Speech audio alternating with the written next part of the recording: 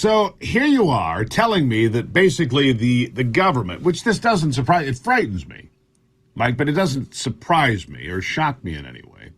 The federal government is using censorship super weapons.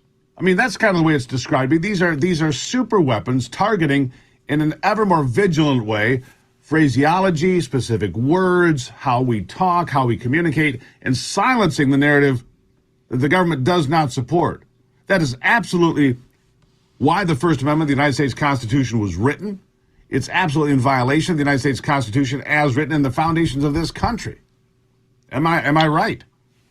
You're right, but they think they're being cute because they're using a laundering process. See, what they're doing is rather than having the federal government be the one who pushes the button to censor you, they're using what's called a whole of society model, meaning they get the government, the private sector, civil society, and then news media and fact-checking organizations all working together as a sort of seamless unit so that the fingerprints of the federal government only exist really on the funding side and somewhat on the coordination side, but they're not the ones who are technically deleting your content. They say the private sector is still doing that.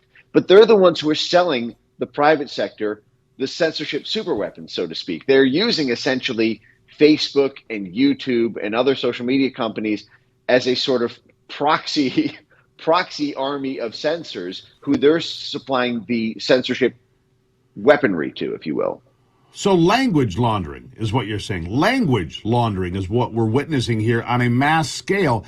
And so I guess my concern, Mike, comes when if I can't tell where Twitter ends and the government begins, or Facebook ends and the government begins, and fill in, wherever you want.